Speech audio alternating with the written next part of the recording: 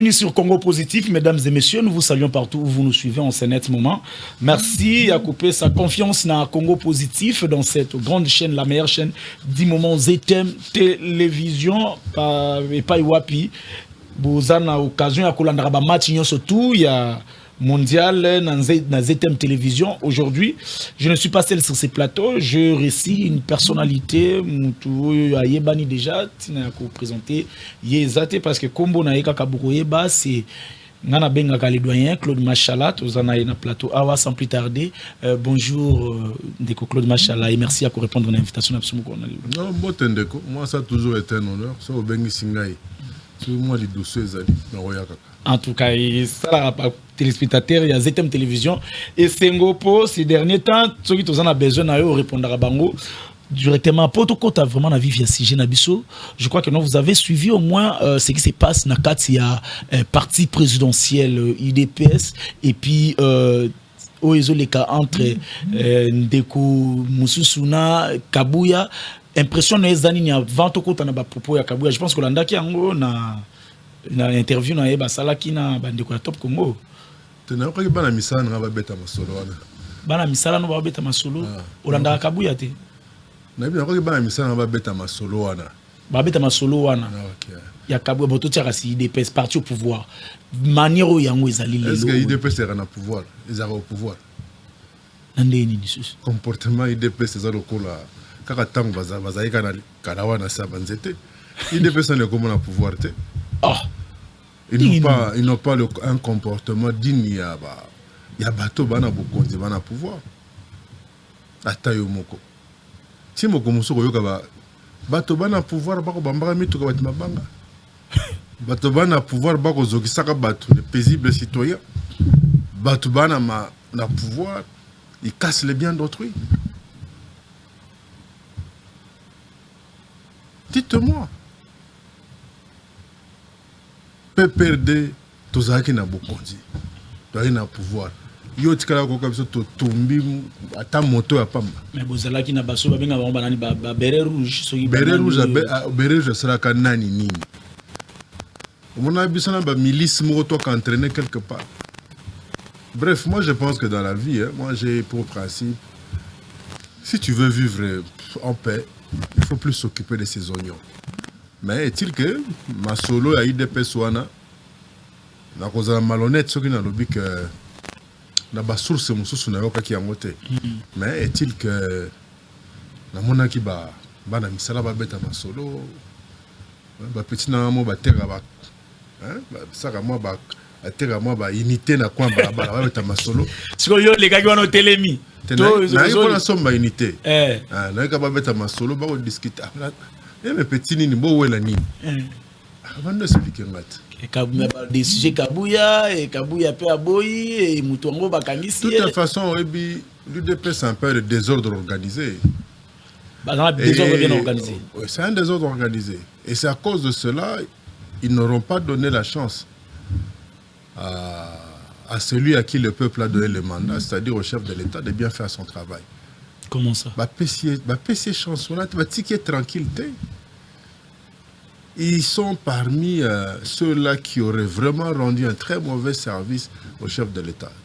Donc on se souvient que sur le plateau, on a insisté sur la voirie. Que autant de Gentini nous a parlé de Kinibopeto. Je crois que les bossot, la télévision n'a bu non, nous Monica de faire Kinibopeto. Hein? Autant aussi, il faudrait qu'autour du chef de l'État, on puisse organiser ce que moi j'appelle politique Bopeto.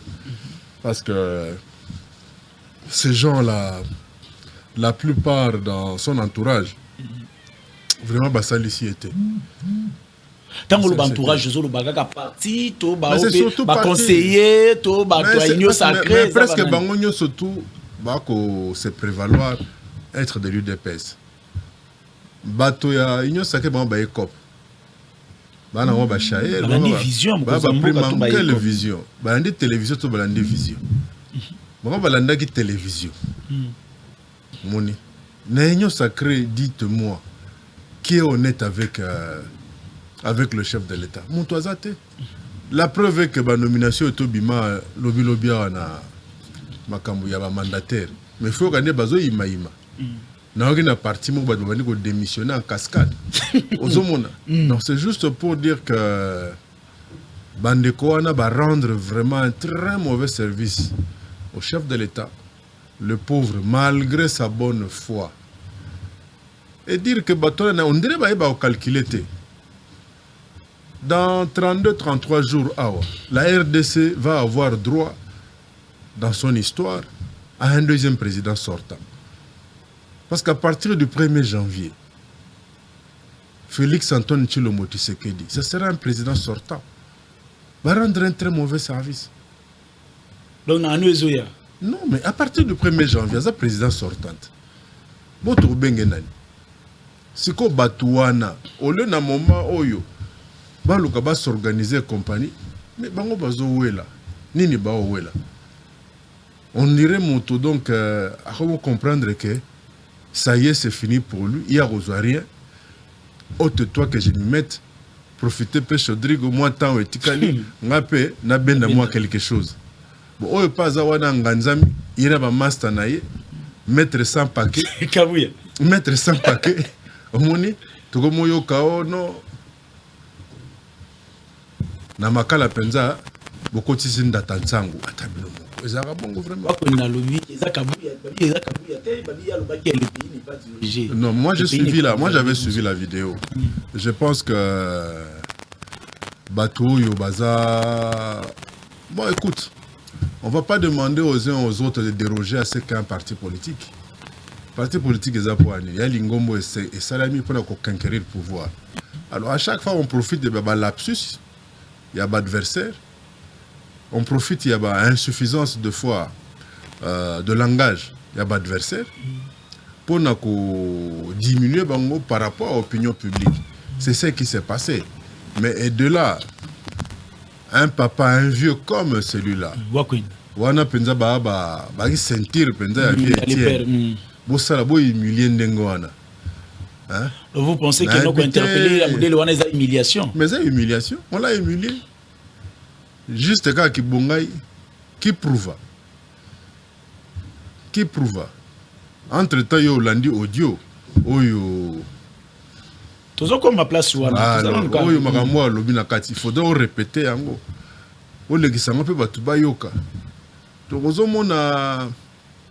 C'est comme je dis, le chef de l'État est très mal barré parce qu'il n'avait pas fait un bon casting. Là où les opposants ont utilisé propos, on attend on a sens où opposants ont utilisé. Opposants utilisé le côté. Non, il a dit que peut-être en 2023, certaines personnes cause à la tête. Tout comme cause à la sur le plan politique, tout comme cause à la tête. On essaie d'analyser. Et puis analyse analyse ezara moko. Moko analyse tango wana zolo batuna bonga ba union sacrée oro que union sacrée pe ba M23 ba na kati oui bien ngo mais Bertrand Bisimwa lobani n'est-ce pas que la branche politique du M23 soutient les actions du chef de l'État et ils sont membres de l'union sacrée. Alors bayango, c'est vous des médias qui nous avez balancé ça. Na ba radio, na ba TV à travers les réseaux kakabino. Bino quatrième pouvoir. Biso toyoki tomoni tolandi. Mais tant yo zoko lobo on dirait ba mususu pe ba kozala kate. Ayo comme nzambe po tia point la vie à bato. Tanga na lobité. Vous le zanine. C'est-à-dire bato mususu bo baré bango to bo sala nini ba kozala te na nengeni. Peut-être c'est le plan politique. Non, comment ba kozala te puisque atana makala. Élection salamaka. Oui bango. Parce qu'il y a des gens qui sont à makala mais à qui on n'a pas retiré ba droit na bango civique. Vous comprenez? Alors, comment on peut des lapsus à lapsus. Mais c'est pourquoi j'ai toujours insisté que je pense que ce n'est pas parce qu'on est adversaire politique qu'il faut tout ndeko. Nous sommes des républicains. Tout moto penda zinda. Parce qu'après tout chef de l'État est symbole Yamboka. Vous comprenez? Même si souhait n'angé zali que donc, belé à 0 en 2023. Hein? Parce que Nenge Bazawana, parce que les lots Nenge Bango Bazawana, ils ont l'équipe à basket, et que ça, ils s'acquissent, n'anga ça l'erreur, assez les ballons ici, il y a football. Nini, pardon. Équipe à basket. Et que ça la ici. Mbuta, Nganga. Les gens mort excusez moi. Na plus exemple. Donc équipe à basket, équipe à mort. Pour battre maboko. Équipe à basket. Et que ça les ici et pas à mort. Mais mort tellement à roulemba fatigué, assez les ballons qui s'y abalent. C'est un football. Vous allez comprendre. On va se la connaître au 60 points. Or mort quand tu as programmé à 3. Vous allez comprendre. Donc vous êtes 3 pour nous 60.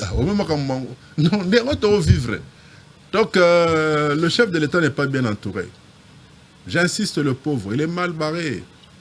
C'est-à-dire il fallait pas parler, pas iPhone, pas Weston, pas Zili. Basomba Berlucci, Rolex. Mais ça peut être pareil, peut-être pareil, n'engagez Kabila à l'époque n'a vu non de Kabila Luba que non, soit à 15 personnes. Non mais bon, tu sais que Satana a autant l'ifel, Satana a autant l'olat. Monta tonga l'ifel zara era satante. Oya tonga l'ifel zara satante. Satana a zombongo d'abord au son ma belle puis au tonga. Donc monta tonga l'ifel ezala nzambi. Bon on a tonga makale za bakuluna. Era l'état. Ndenge moko kasi c'est que bino pe bo entouraka bozala mabe. Bino pe bo entouraka ndeko Kabila bozala mabe. Kabila n'était pas entouré que de ça. La preuve est que Jésus, malgré casting, un casting sévère qu'il lui a fait pour sélectionner les 12 apôtres. Voilà que Banda est Mogateraï. Jida a se retrouvé dans la casting. Casting. Donc c'est des choses qui arrivent. Hein. L'erreur est humaine. Dès que vous vous retrouvez sous le soleil, vous n'allez pas penser que tout ce que vous allez faire serait parfait. Et encore, ceux qui viennent autour de vous, il y a des gens qui viennent par conviction, d'autres par opportunisme. Vous comprenez? Et dès qu'ils se greffent à vous, à un certain moment de la marche, ils commencent à penser à leurs propres petites ambitions. C'est ce que nous vivons. C'est comme ça que vous vous retrouvez au jour d'aujourd'hui. Hier, des gens qui étaient des caciques, des gens, entre guillemets, incontournables autour de Kabila. Au jour d'aujourd'hui, nous apprenons que même leurs enfants créent des partis politiques.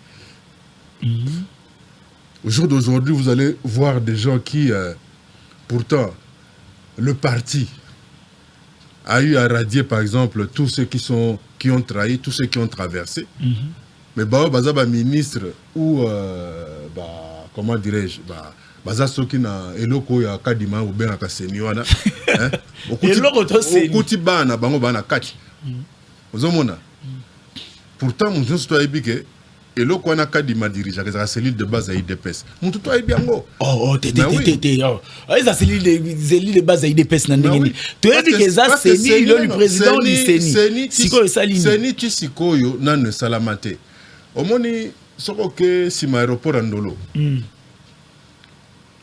Si ma aéroport andolo so tifuna. Pour kota poids lourd. Hein?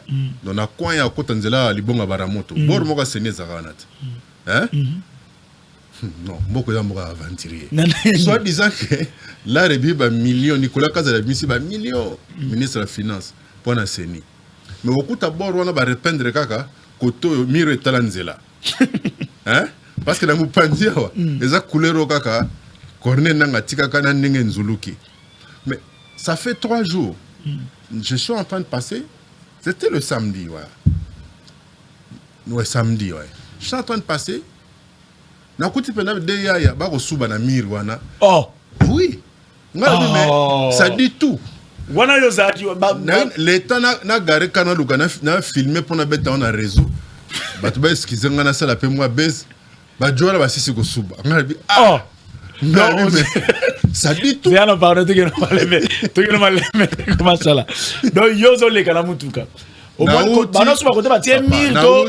Côté autoservice zaire zalaki côté bakamia bloko banini ba vidange les zalaka na leki na matin zela poids lourd na ependa pona leka côté bara zalaka pona zo gauche na zo CFAO ex Afrima mais en face de moi il y a cette histoire là Seni non Hein? Na constaté d'abord que côté ba repeindre kaka mur wana côté wana na sini ba ko grand mais na gris ba repeindre té na mopanzi ba loko moko té mopanzi ko yo mona ba tomba ba côté ba tie couleur asika to côté ba tie couleur bo ba to bazala kité ba ya na ba kipela bango té oyebi ke esenga mali na nzoto kabi okiti glace amutu ko filmer trop tard ba vider ce ko suba moi na ça va que beaucoup bandela sous bon l'équipe n'a pas kata ila ma songer donc c'est pour se dire que hein tala nous avons intérêt à aimer le Congo plus que le pouvoir. Ah oui. Je pense que vu la situation que le pays traverse, si tout le monde peut arriver à placer la patrie avant son ego, la patrie avant son parti, je crois que le Congo pourrait naître. La patrie avant son parti. Voilà, le Congo pourrait renaître. Mais surtout que ndeka ba makambo yo salama oyo, hein? Biso tout ko bimana biso ba aventurier. Quand on a que tout le bas, ezara so casting yango sali malamu tezara nengo lo ba ke non so ngwe bataba mobali to la mwasi. RDC comme lokola nganda diamba. Comment ça? Donc mututu a yanké. Mututu a nganda diamba batutu bazara nyake. Mais mututu a pilote, mututu a savant. Kuna nganda diamba. Mututu a premier ministre. Boyo yebi yango ndenge ndeko machala. Hein? Yebi yango ndenge. On a quoi na cité? On a mon ONU britannique. Donc on a vu la place ou on a place ba mais la plan wana. Papa. On a appelé la masse na ba grand noir. On a wanga na passer na ngate. On est pendant muta bendi likeke bo on bon. Ajuna comme ministre. Ya on to vivre lelo. Est-ce que ça lui pas comme ministre? Boule siko le reste. On a souka eza. Mais on to vivre. Vous savez, moi des fois j'ai très mal. Au moins le chef de l'État parle du patriotisme, il parle de la cohésion de l'Union nationale. Mais tout le monde autour naïe comportement na bango. Ils ont rassuré les autres. Qu'est-ce qui bino bolinga ki bino era c'est là tango mususu batu mususu ba komona ko 2023 ngote. Na mboko to wala ba zing zonga. To akina banza pali les rois de bêtes. OK. Hein? Mais mingi balia mwamba. Vous comprenez? Donc ngai na wanga n'a jamais passé na ngai. Moi j'ai eu la chance de vivre à la cité, de vivre avec dans les milieux UP. J'ai eu la chance yako yeba nini bikedi, nini biscotte, nini lotoko, nini champagne. Donc j'ai chance à yeba nini mbwengi, nini caviar. Ozomona chance on a zu yango wana. Dans la couche surtout aux à l'aise, pour se sentir à l'aise. Oui. Là tout le monde a des fois on a pas petit non plus un quartier pour vendre quelque part. Nini c'est ça on reconnaît peut-être un vrai leader na babilo ko on a habitué. Exactement ko ibateka kasoki na boro ba snobi bakenda kana ko ngani nisusu. Hotel wana Rotana nkoyo ya kuna ne ba chandembi eleki oya ya nyangwe te eleki surtout ya boulevard Kimuta na go rien ya ga ko imoko kutu ya Kimuta kutu ermo na sentiment puisque ermo à côté hein ozoka ba petit na ba yemelo na yolo ko linga mingi te ngai na ngamtu na lo bango te eloko mela na biso oya ewo awa anze mona na yebi yango te ngana kola bien te ngana yebi yango te toyoka kaka ndenge ozoleka na nzela mutuka ngana oka ngo penza ovandi penda malgré âge na ngana oka kango ovandi penda oka yo kola bien ba chance te jusqu'au tokola mabe ngana ko za sirgo yo za nini chrétien au ben le pasteur Lessia wa na fêtage je vous annonce Yambi de Claude Machala ça a toujours été sur plateau surtout ça de Claude Machala parlons un peu de la situation où il y a Ndeko Matata Ponyo qu'est-ce que vous pensez dans cette situation là il y a une main noire ou c'est seulement la tête de Matata Ponyo c'est pas que je pense qu'il y a une main il y a une main noire tout le monde sait bien la voir. Comment ça? C'est ça le problème, ça se voit. Sinon, comment comprendre? Il y a eu le prédécesseur à l'actuel président de la Cour constitutionnelle. sous sa présidence, nous apprîmes que la Cour constitutionnelle n'était pas compétente. Et qu'est-ce qu'il fait de manière abracadabrante sous celle de l'actuelle? Tout change, et que non, voilà, Matata Progno serait accessible à des poursuites. Donc, pour est commis compétente, Siko. Oui, donc, entre-temps, c'est une jurisprudence. Vous allez comprendre. Donc, pardon, c'est une jurisprudence pour donc, et commis jurisprudence. Mais ça aura quelles conséquences la jurisprudence tant que commis jurisprudence. Mais 2024 janvier, tant que tu na deuxième alternance après wana. Donc le premier ministre na ba yo pe alelo bango pe à là-bas. Mais que c'est jurisprudence yango parce que tout le monde va 100 jours. Bato bakalara à l'état, batika bango. Non, il y a eu des erreurs de procédure. Vous allez comprendre. Mais entre-temps, tout est bien montant et bima. Collègues comme font les réseaux sociaux, bon non, voilà les maisons préfabriquées, on est en train de finaliser le projet. Mais non, je crois que Kalouba, je crois que l'autre procureur là qui était à Matete là, comment il s'appelle encore? Dieudonné. Le nom va revenir. Donc, ces gens-là n'avaient jamais été en dehors du droit. Ils avaient bien lu le droit. Et dit le droit. Mais est-ce qu'elle vole l'intelligence des Alara? On le dit? Mais Zalakat. Mais excuse-moi. Mais Pétio, ils ont... Vol les avol. Mais oui. Parce que Pétio, ils ont bendo chombo na victoire. Toi, Botoli, maman, Périk, Namouti. Moi, sac. Moi, Koyo. T'as la frappe à Zouak. Au moins, on a peine à Boutou, na Tongo, Jantiningo, Bina, na ba caméra est belée, dans le cas, son taba soda. Hein? Va que des cas, il y a mon couteau, on a interviewé, na ba petit moussoso, au Kanyamakasis. Nous l'année, les petits, à moi $100, $10. Toi, les bossos, vous allez dire, les bossos, on a aucun Kanyamakasis, c'est tout Kenda. $5. On comprend. Commissionnaire à palais. Bayamaki Batou, 5-10, bapesi ba garantie, bangona bakayamaka c'est makal. Mais Mouto avait un bureau bien parfumé, bien coiffé. Là ba garde corps couteau di banda. Stylo ya pamba beti 10 millions et bimi. Et 10 millions de francs, mais des dollars. Et comme le roi Banini a montant ba somba ba joueur ba pesa ba Monopoly. On dirait Monopoly. Vous allez comprendre. Donc c'est juste pour dire que ça c'est des gens qui utilisent leur cerveau. Des gens qui sont prêts à créer de fausses sociétés. Bon, on a vu ici dans le ministère, il y a enseignement primaire et secondaire. Des gens à qui on remettait de l'argent soi-disant pour réhabiliter les écoles.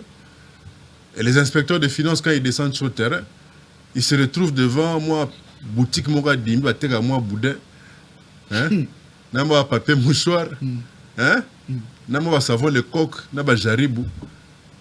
Mais société ngoyo ba pesa ki 1 million ngoyo. On doit comprendre. Pour réhabiliter école Songolo Pakala. Mais c'est ça Moïbi intelligent. C'est ça. Et c'est fréquent et ça continue fort malheureusement. Bon moi malam weza ke ya bango quand même toujours yeba.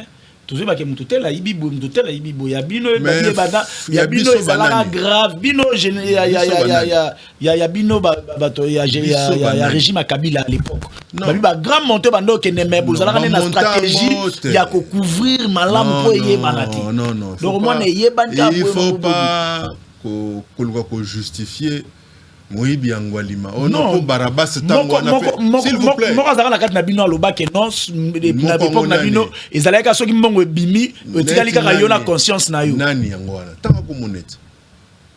Ezate Paul lelo yo, ngoni obi ka Angwalima yibi parce que moni tango na pe Barabas ayibaka. D'ailleurs, ce que Batika Angwalima lelo, ezapo vous prenez Ponce Pilate atika Barabas. Atika Barabas. Donc Batika Barabas, ngo yo yibi lelo, faut l'état tika yo. Ozo makambo.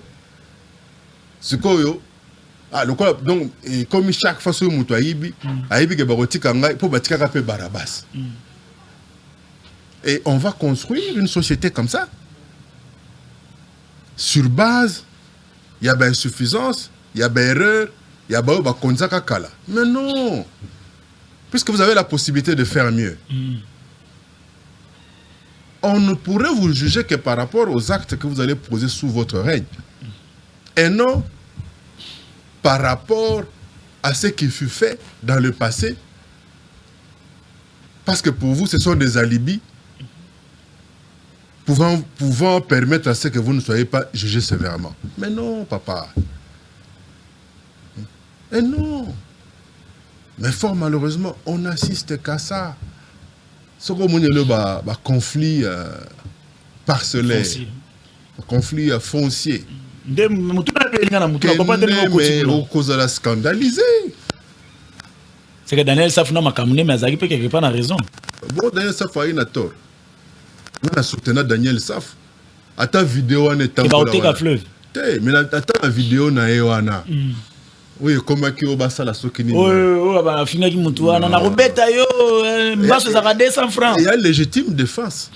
Ah bon? Oui, parce que ça les loyo, qui ça les loyo, tout le monde insulte tout le monde. Et puis sur la vidéo à Daniel Safou, on a quelque part azako expliquer mutu abi mais ngana zako le kanangai bato. Donc il paraît bande ko le kati puis on a dit c'est pas député ou ba ventiler. Mais voilà, ba ventiler 2023. Mais alors yo éviter bouli Daniel Safou, est-ce qu'il a quitté? Nous vivons ça au quotidien.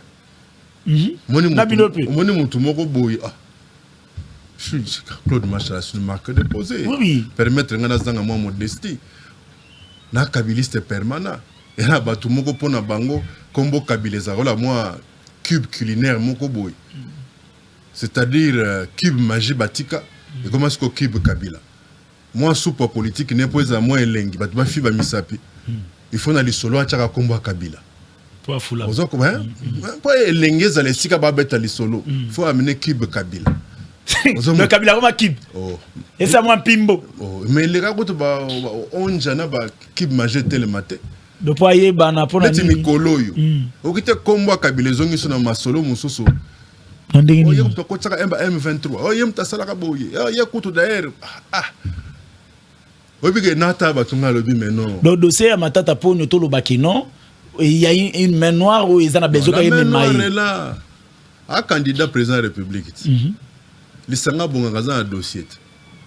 Daniel Saf a candidat président de la République. Daniel Saf. Mais oui. Mais pourquoi pas lui? Mais pourquoi pas lui? Pourquoi pas lui? Les alliés élections. Il y a un concours. Dans le concours, tu as gagné. Dans le concours, tu as été la personne la plus intelligente. Concours, les examens. Mais ce qui peut quelque part, Kabila Zana Mabene, pourquoi bien besoin de courage, à Kolobela Kabila, net Ndeko Nani, Ndeko Basile, Nayamba qui dernièrement, je crois que Ndeko Basile, Olana qui va propos, Nayamba qui est ancien ministre, ex-ministre Nabiso, ancien ministre Nabiso, Nayamba qui est à dernièrement. Il y a une mission trop. Merci. Oyamba qui est puis, qu'est-ce qui s'est passé? Qu'est-ce qu'il a dit? Alobela Kabila vérité. Alobela Kabila la vérité na kati ya Kingakati sur les élections. Alobela ki na Kingakati. Baninga yo surtout bavanda ki kimia tanga ki aba moshebe kwa banani bango tout bavanda yo landa ki vidéo ngote. Olanda ki nini Olanda ki émission ngote.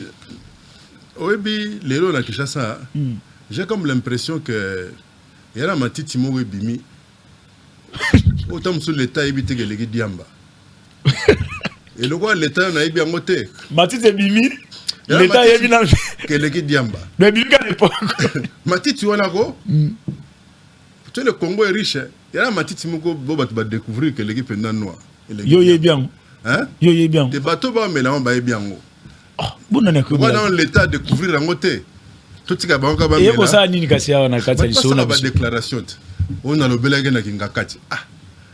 Et puis la Kingakati fait ba nyama ba ndenge ya modèle et tout. Oh. Oui. Ndenge nyona. Mais toi na ba lion.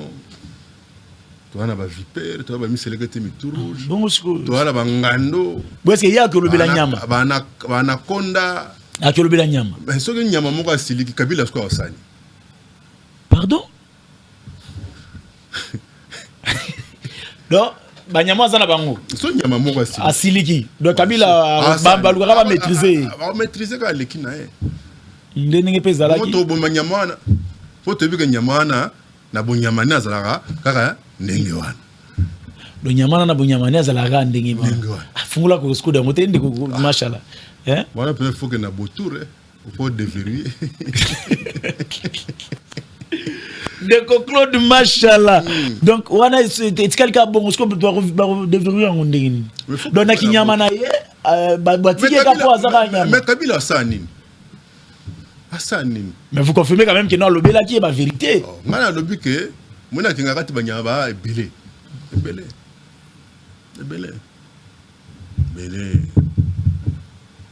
t'as ba fourmi rouge pe bazar ba fourmi docteur tout ça zo mona ce que fourmi docteur assure ce que ya Kabila ni quand le rôle ngo fungula te to général na botour hein parce que on a besoin que non ça biso clair non l'obité le moins il a éveillé le courage là à l'époque il y a Kotali sa Kabila que non yo za clarté silence na yo eza bien te to kaboué na bo yelo la Kabila le ka bon lion kuna ba siko to bisa lion ni lion ngope azarana kinga katikaka azapeka na cage mais to bomé poani po to ebike azanyama na bonyama na ye c'est normal asa la bonyama na ye. C'est tout. Surtout ça assemblée na yanyo. Eza na docteur mon comme Agos Kongolo. Docteur wana azu soutenir visuel chef de l'état. Ouais. Akiti si ba clinique El Rafa. Moko ba clinique El Rafa. Akiti ba clinique na ye. Ba appendicite, ba hernie, asala on a ba $80. Et bongo oh. Eza nemo kana maternité au fele yango kati. Kuna eza bongote kuna eza asa on a $80 maternité au fele bato bajo bota déjà hein mais na mona ko mkono to so paka pampers kaso me pona ndako kuna so makite po bakende kuna omone ke na mona kiyo te o mona ngate yo mona abatu te yo na ebeka yo profiter de la maternité pourtant na benda ko maternité biso ke leki na ngai eza ne maternité mais miliki moi poto hein pampers ah on est là on connaît so mona bulumba mbo ezara ne Mikolo hein to bimaka na rond-point Wileria chaba tout tensiomètre combien mais ba tout ba ko hôpital nanina petit depuis que bonne année ezoya te blog za okita bato bazolo balobango ke blog za okita déjà wana obi ko motema mabe nase obi blog za nini bato babi blog za komi ya okita amone ke matiti na oto ebisa yo yo po ebi non pas clinique El Rafa clinique yo et kiti ba prix nango appendicite hernie ba malade nyonso kuna ba kiti ba prix $80 consultation zo fele examen zo fele so mika fiche 7000 francs ba consulter zo numéro à docteur pour le robela te lo robela au coup taper voisin abeli au PC numéro à kepe kuna se faire soigner za ba clinique El Rafa ou bobi partout sur nos assemblées naya agno c'est parti.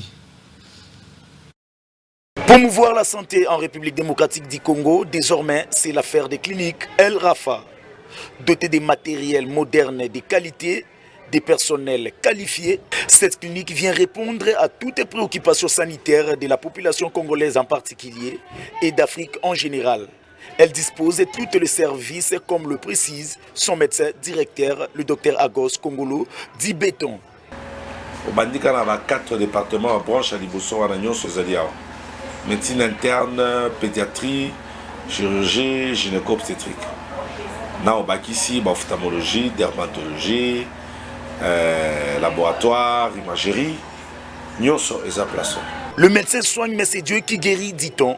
Cette dernière associe la médecine moderne et la spiritualité. La médecine est la spiritualité. Au moins, on a des maladies moko. Ma péché au bakis, au yakiri, au atikali. Ma péché au paracétamol, dans l'hôpital, mon fièvre facilité. Aïe pas docteur, moi je péché paracétamol, moko, il y a maison moko, il y a firme moko, habillé pas docteur moussous. Donc, il y a un nous comprenons que le premier chirurgien, le premier médecin, est un zambémo. Il y a un autre but, celui qui travaille sans pour autant associer Dieu à Zorena pour échouer. Il y a un autre homme, mon médecine, to côté la makamna biso, donc payer sur le lobby, tout ça. Donc on la permettra biso. Après biso médecine les âmes abété, il y a un avant makambutu to be la caille. Et je vais gérer Jésus-Christ du Nouveau Testament. Dans la même logique de soutenir la vision du chef de l'État, Félix-Antoine Tshisekedi, Agos Kongolo, l'homme des cas difficiles, lance une promotion de santé dans toutes ses cliniques. Donc, biso doza sima mokonzi ya mboka. Tu t'imagines oye la consultation, basali au fiche, docteur Atalio, na ba examen laboratoire au foutika 7000 francs. C'est du jamais vu. Il y a mis baloye na $10, tout ça lui échographie. Oye na $20 basali au radio. Il y a parti nyonso nzoto, mikuwa nyonso ya kingo ya mutu ya maboko atabino. Oye na $20 basali au ECG. Oye prenant pour un faut $50. Oye na appendicite dans les autres tungiso kala. Faut $80. Na $80 mikozo ça en hôpital, ba kisi à opération, hospitalisation, acte chirurgical, bon anesthésiste. Hernie la même chose. Kyste 150. Ba mieux mozo faut $300. Ba goitre tout ça on va 800. Ba prostate et pas ba 800. Tout est à ça très moins cher. Bandeko bazobela ata ba to poto. Bolek satana binote boya tozo c'est la bino. Ce kako bungisi makamouna zoloba ozuka téléphone na yo 09 98 35 75 53. Adresse c'est assez facile. Ozana Yolo Nord 1. Au continent avenue Ngoufou numéro 7. Référence Arrêt Jamar na Kimwenza. Côté Angaba ozaka l'université au kiti na Arrêt Kanyoka. Avenue Kanyoka côté à Ngaba numéro 3. Yohana Massina Bekatef. Kotika Massina Bekatef, avenue Mbagni numéro 50. Donc voilà, nous vous attendons et nous vous aimons sérieusement. El Rafa, la santé d'abord. Eh bien, merci. Sur le numéro, il y a Dr Wanate Benga. Numéro Nangai, la repère yo, numéro Dr Wana. Dès que Claude Mach, elle a parlé un peu de l'Est, l'insécurité à l'Est.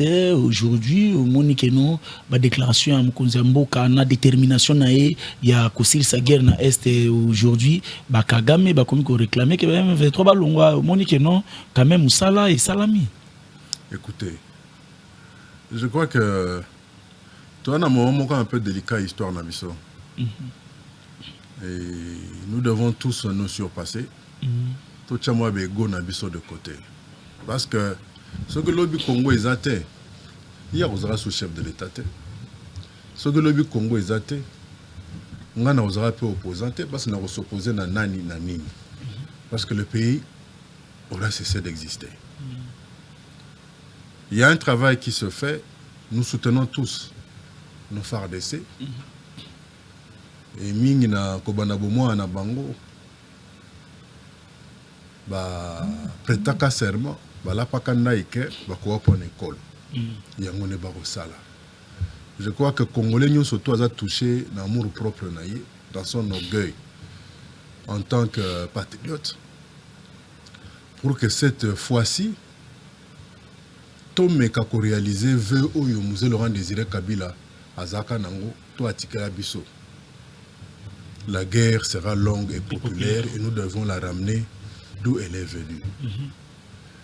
Kagame pour se retirer, c'est faux. La stratégie mais bien sûr que oui. C'est de ce qui se passe à l'Est au jour d'aujourd'hui. C'est vrai, il y a eu beaucoup d'erreurs dans le chef du pouvoir. Erreurs? Oui. Le rapprochement un peu à la hâte. Dans Rwanda, non, voilà Kagame, c'est notre frère. Patati patata, on a vu Kagame en stade de martyr. Yona Nyoboya Kagame. Et bisoto sepe là quand au moins bazu chance ko tuna bazu chance ko zo moto oui sengeli batuna kombo ya koko ya Joseph Kabila zakanani village na ba na Rwanda ezalaka wapi tanga yaki batata mwasi ba mama lekine bazaka wapi mais to monike il est que salamité pour il est que zakana moté to lobi enfin on va demeurer unis parce que tout ça là qui n'a pas ta coalition. N'oubliez pas. Le chef de l'État en tant que commandant suprême, c'est normal là au devant de tout. Même si tout le monde a que l'ancien président Kenya Uhuru Ye anganzamika koto naki. Aboko chama kolone kuna. To éviter pour anini. Mais, tout le déploiement sur le plan diplomatie, sur le plan politique, tout le monde peut signe extérieur, il y a détermination mokoboy. Mais comme je dis toujours, alors que le chef de l'État se déploie dans ce sens-là, tu as l'entourage naïe. Entourage naïe, et l'ingité, les oboya, ils ont se battre contre éveil patriotique quelconque dans le chef de ceux qui ne sont pas avec Tshisekedi au pouvoir. Comme quoi, par exemple? Il y a eu même des marches où on a vu la police réprimée. Parce qu'on soupçonne que derrière cette marche-là, il y a ceci, cela. Mais non. Les éveil patriotique. Joseph Kabila Kabange, peu avant Atika pouvoir, dans l'un de ses discours, État de la Nation sur le Congrès Moko, il y a un Parlement, a démontré qu'il noir sur blanc, stratégie Oyo, qui mise en place pour arriver à démembrer la RDC, la création de plusieurs foyers de tension. Et on est en train de vivre ça. Et on nous détourne maintenant. On veut que les gens tombent dans les pièges. On commence à nous faire croire qu'on a vu même des Rwandais à Kingasani. On cherche même à nous interdire de bien comprendre notre histoire. J'ai toujours dit et répété que le territoire de la RDC est occupé par 5 populations. Les Pygmées, les Semi-Bantous, les Bantous, les Nilotiques, groupes dans lesquels il y a les Tutsis, et puis les Soudanais. Mais on a toujours eu un problème avec ce sous-groupe qui est dans les Nilotiques. Il y a des Tutsis, Congolais, qui apparemment sont téléguidés par ces Tutsis-là qui viennent surtout du Rwanda. Mais ceux qui Tutsi au Rwanda bakanisi que bakoko utiliser Tutsi ya biso ba Congo pour réaliser ba plan machiavélique. Et bon ceux qui biso ba Bantu na ba pygmée ya Congo. Mais ceux qui biso ba Bantu na ba pygmée ya RDC. Tolobi pe to kende na Rwanda pour na ko soutenir bande ko na biso ba Bantu to ba Hutu. Au baza oppressé par le régime en place. Ba pygmé peut ba lebi to nous soutenir bande konabiso au bazan na Rwanda ba begi ba toi qui vivent une vie de sous-hommes et koza ndenge nini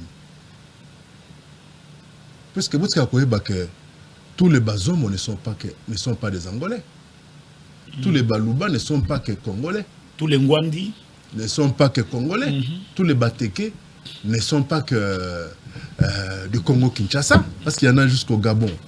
Il y a eu la conférence de Berlin. Il y en a des faits pervers après. Et vous allez voir que dans un pays comme le Rwanda, le Belge fit tout pour ne donner le pouvoir qu'à la minorité Tutsi. Aux autres, pratiquement rien. Kagame se cache derrière le syndrome de victimisation. Non, voilà, au Congo, il y a une sorte de racisme. On s'en prend à la population rwandophone. En RDC, il n'y a pas de population rwandophone. En RDC, il y a des Tutsis. Et si, selon lui, il serait rwandophone, peut-être par la forme, il y a physique Nabango. Alors, que dire alors du Muluba qui est à Lunda Norte,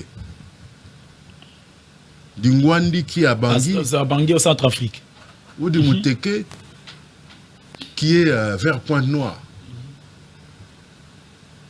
ou encore de ce Yaga ou Yaka, qui plus quand tu vas vers le sud-est, il y a les Tchokwe, qui à côté Zambie, au côté Angola. Et qu'est-ce qu'on va dire? Je crois que vive nos FARDC, malgré l'embargo, et le Bamouze Laurent Désiré Kabila, Luka Libanga, Luka Flèche, Luka Kanif, le cas Tungle, Zao, auto-prise en charge oblige, Lance Pierre Bunda, pour une école nayo. Et Joseph Kabila n'avait cessé de dire ce n'est qu'ensemble. Fatia Lobby, mettons nos divergences de côté. Les gens se sont empressés à pouvoir mettre leurs divergences de côté. Fort malheureusement, le comportement de ceux qui sont aux affaires, discours na bango. Comportement na bango ezanini, discours na bolingi, bolinga ba bimisa ba Jimmy Kitenge, ba bimisa ba prisonnier politique, on lo bagano, unité zali toni. Na sepeli ko lobike Jimmy Kitenge a prisonnier politique. Tenga na lobby te gaza prisonnier politique. Na lobby ke na bandi bolimba bisa ba Jimmy Kitenge, ba bisa ba prisonnier politique. C'est ça. Surtout solana yo. Ça la attention no imana munoko na yo. Te oh, ngana lo. Yo ndezo lingola tsanga. O bokilo na ngate. Te, ozo lingola sonité. Na zuka ka ibina munoko na yo. Ozo lingola tsanga. Mais pour qu'il y ait unité. Na bandi na. Pour qu'il y ait cohésion. Mais et puis ngana tout lingo tout. S'il vous plaît, il y a des préalables. Dis-moi un peu, Jimmy Asalani. Oya loba makambo eza yango te. Neti nini?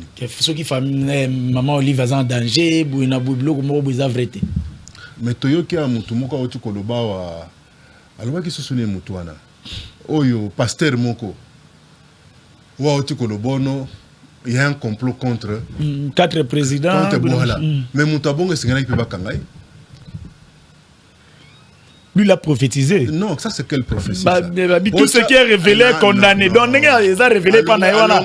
Malamoro est commis condamné. On est à Bavantir. Bavantir, oui. Tout ce qui est révélé est condamné. Le roi Zaki projet, tant on a révélé, allez, ils ont maman. Il y a Yebi Batoubouna à mettre en émoi. Dans la période où même ceux qui régime en fait Toligny en côté. Toi, nous souhaitons les Tiliwa. Pourquoi? Nous avons ça les années. Mais c'est la conclusion qui compte. Il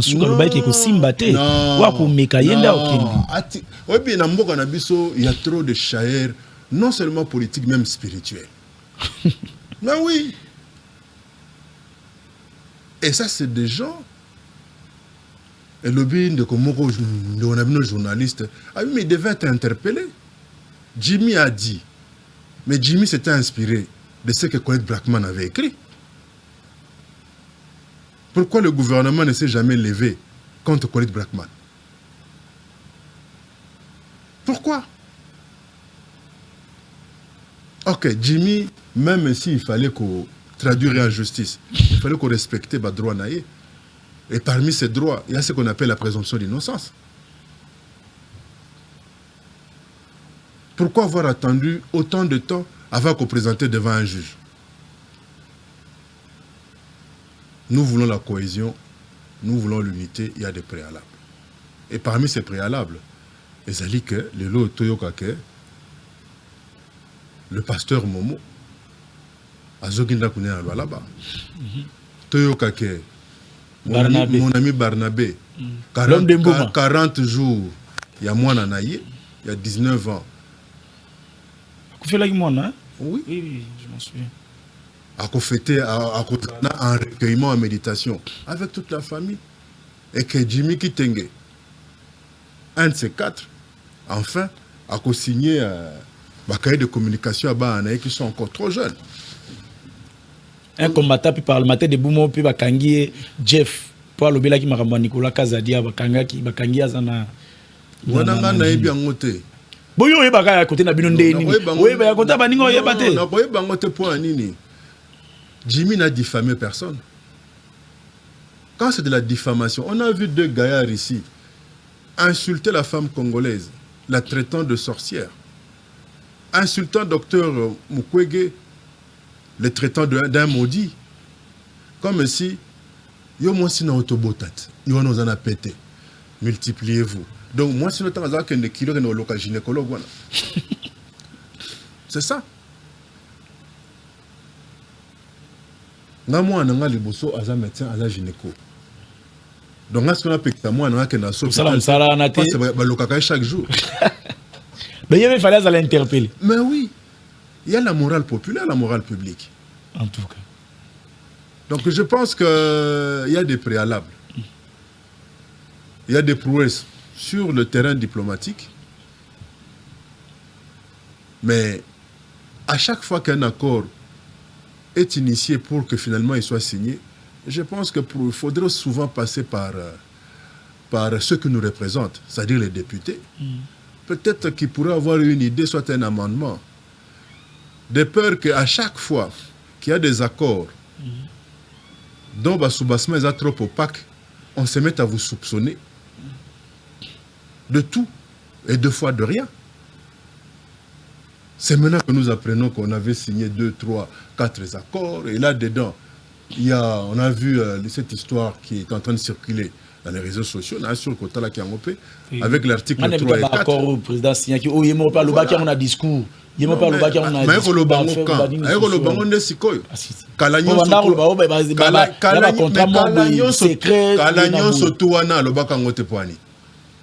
Dis-moi. Il a attendu le moment. Comment il a attendu le moment? Il va attaquer Bissot. Hein? Quel moment? Moi, il faudrait toujours nous prévenir. Parce qu'aux hommes à pouvoir, ce n'est qu'un mandat. Ou un mandataire. Et quelqu'un qui est mandataire, c'est comme quelqu'un qui est en liberté provisoire. Aux hommes, à tout moment, le peuple, par les biais même de l'article 64, peut se décider de vous retirer ce mandat-là. Mais tel n'est pas le cas, puisque dans quelques jours, on aura finalement un deuxième président sortant dans l'histoire politique de la RDC. Et au finish, au finish, en janvier 2024, on aura un deuxième sénateur à vie. Donc, mais ensemble, battons-nous, puisque et là, au Rwanda, et là, au Ouganda, merci, ils sont en train un peu de nous mettre. Temporiser du pyro. Bicarbonate, tout l'embâté. Donc, le il faut pression. Il faut ne fût-ce que dans un village rwandais. En tout cas, moi, vieux les gars qui ont un emballot, viens, on peut depuis une fois. Merci, Claude Machala. Nous sommes arrivés pratiquement à la fin de l'émission. Na une émission où me la raté au monde arabe une édité coquille des coquilles donc je suis adété merci beaucoup. C'est moi qui vous remercie. J'insiste sur le préalable. On a cohésion et unité et à la penza ba on a bokonzi ba na bokonzi ba jera pena no minoko na bango qui ne verront pas 2023. Par quel moyen, par quelle méthode ba congolais musu ba ko monaka 2023 té. Ah, donc Nzambe mususu bakoma Nzambe bakoma alimete kwa chaka point na vie à bateau. Et salut en passant le vieux Wakenda, Mukulumba, Chintoa Chunche. Pas Queen. Songa Lumaka il faut du taux. Père a remis puissant. Songa Lumaka il faut du taux. Hein? Bana ine babe. Udi fe bani ban. Kimbolo tuji ba opposant, tukulekela mujika batana kwa auto. Hein? Kana kwa kufoteji. Ah. Vous savez monsieur Selecté na tuno orobelieni. Pour bato ba chilubate. Utumvo mwakulo on continue à comprendre. Ouais, on va comprendre. Merci. Bah ça est l'autre traduction. Merci. Bon, ça la vision de la tradition, ça la tradition. Merci to yamba ki Claude Machala, ba bisa ko s'abonner au yeka. Merci na abonner dans la qui joue le vendredi na 10 000 abonnés dans la muki le long a commis na moni beaucoup 12 000. Merci et félicitations beaucoup ko s'abonner pour attaquer le côté na Congo positif. Merci na baon surtout ba na surtout kutani bongo prochainement. Ciao.